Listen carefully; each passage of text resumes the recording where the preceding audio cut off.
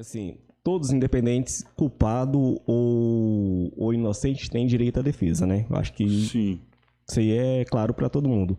E a função do advogado ou é pedir a absolvição da pena ou é pedir a redução da pena. Como que é você pegar um caso complexo onde o cara cometeu vários crimes, não é a sua especialidade, mas um cara que cometeu vários crimes, como que é você defender uma pessoa Então, dessa? essa pergunta é maravilhosa, porque a gente tem essa pergunta no cotidiano, muitas das vezes a pessoa fala assim, você é advogado, você defende bandido.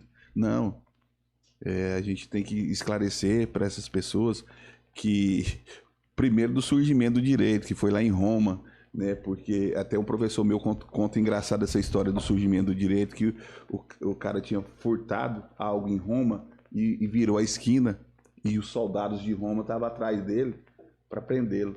E quando ele virou, ele pulou, tinha um rio, e ele pulou dentro do rio. E naquele momento vinha outro cidadão andando, muito parecido com ele.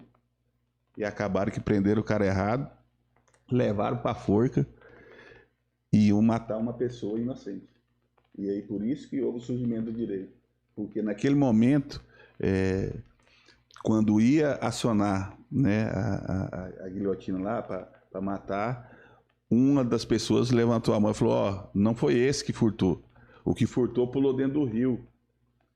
Esse que vocês estão querendo matar é o inocente. Então, dali surgiu o direito para que as pessoas possam ter o direito de defesa. O advogado, ele não defende o bandido, ele defende a letra da lei. Uhum. Justamente para que fique bem claro. Por exemplo, eu não sou obrigado o cliente, quando ele chega no escritório, ele vai falar a verdade. Eu exijo que ele me fale a verdade, porque eu sou o advogado dele e eu preciso saber da verdade.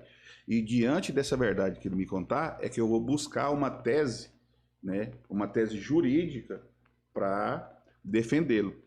E, muitas das vezes, a tese jurídica, a melhor tese jurídica, é ele confessar o crime. É ele confessar o crime, que ele vai ter a redução da pena, né, pela confissão, de 1 a 2 terços, né, do que ele ficar insistindo em mentir, né, sendo que todas as provas ali estão contrárias a ele. Então o advogado ele serve para isso. Ele serve justamente para que demonstre até mesmo o cara, o cidadão, né, ou a cidadã que cometeu um delito, que muitas das vezes o confessar, né, o confessar ali é que vai trazer um benefício maior do que ele faltar com a verdade, do que ele insistir em querer ser inocente, sendo que todas as provas são contrárias a ele. Ou seja, resumindo, o advogado ele defende a letra da lei e não o bandido ou algo nesse sentido, entendeu? Porque se está lá a letra da lei, ó, muitas das vezes lá está assim, ó, homicídio simples, de 6 a 12, né? Eu vou falar para o meu cliente, falar, ó, o homicídio simples é de 6 a 12. Você me falou que você cometeu o homicídio. Então não adianta você querer ir lá no tribunal do júri, a gente querer buscar uma absolvição sua, sendo que as provas são contrárias e você pode pegar o máximo da pena. E sendo que você pode aqui pegar o mínimo de 6 e com a redução, né? Redução que tem lá previsto da confissão, seja beneficiado. É isso. E durante esses anos que você advoga, já aconteceu várias causas assim que você pegou? Já aconteceu muitas. Eu não gosto muito, devido à minha questão que eu fui policial militar, eu não sou muito adepto a trabalhar na área criminal, não. Eu tenho muito pouca ação no âmbito criminal.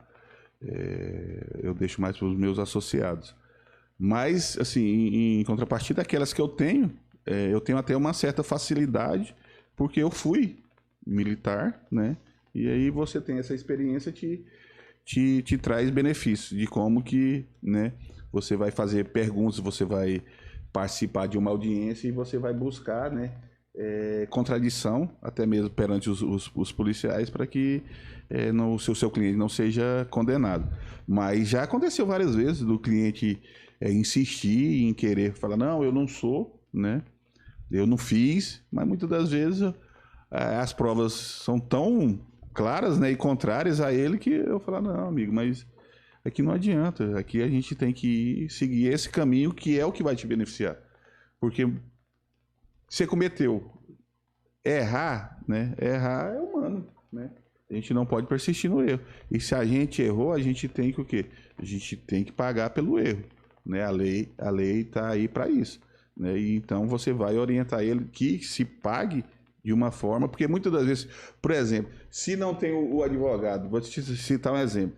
Aí tá lá, por exemplo, furto qualificado. Furto qualificado tá lá de 5 a 10 anos. Se não tem um advogado para fazer a defesa e ter esse conhecimento, só tem a acusação, fala assim, não, então beleza, tá lá 5, 10 anos, não, mas esse cara, ele tá com o cabelo muito feio, ele tá muito barbudo, eu vou aplicar mais 5 anos para ele, vou dar 15 anos. O advogado é justamente para isso, para que a pessoa, ela não pegue nem menos e nem mais, que ele seja julgado de forma justa e pegue a pena, né, que está prevista em lei. Ou, caso de que ele não seja o cometedor do delito, que ele seja absolvido. Ou que ele seja o cometedor do delito, que ele pegue uma pena, mas que a pena seja justa e de conformidade com a lei. Na sua opinião, o advogado, então, ou os advogados do jogador Daniel Alves, foi falho? Naquela questão que ele está... Aí é uma questão assim, eu costumo falar que eu não posso emitir uma opinião, porque eu não conheço os detalhes, as minúcias, né, do processo. Então, assim, não posso, eu tenho que me abster de fazer um comentário, porque não tem como, né? De falar, havia uma tese aqui, ou havia um caminho melhor. Não tem como.